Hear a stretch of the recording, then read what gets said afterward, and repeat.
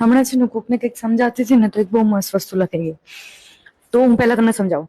For example, આપણે કોઈ છે ને ડમ્પ યાર્ડ સાઈડ જઈએ ને, આમ કચરાની ઢગલી એન્ડ ઓલ, તો ત્યાં જઈને નાક વાક બંધ કરી દઈએ ને મોઢું બગાડીએ ને, અને પછી આપણે જોઈએ ને કે ત્યાં અમુક લોકો હોય જે રેગ્યુલરલી ત્યાં રહેતા હોય, એમ ત્યાં જ ખાતા હોય, ત્યાં રહેતા હોય એમ, તો આપણને એમ થાય આ લોકો કેમના રહેતા હશે આવી પેલામાં ઓલ.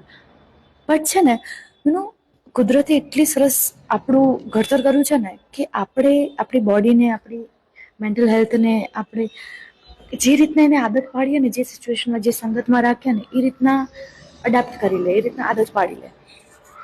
તો ભૂલે છો કે અગર એ સિચ્યુએશનમાંથી કોઈ બહાર નીકળે અને બહુ ટાઈમ પછી પાછો ત્યાં જાય ને, તો એને એમ થાય ઓ માય ગોડ, હું આમાં રહેતો હતો. કારણ કે જ્યાં સુધી ત્યાં રહેતો હોય ને ત્યાં સુધી એને રિયલાઇઝ ના થાય, બટ નીકળે ને પછી એને રિયલાઇઝ થાય.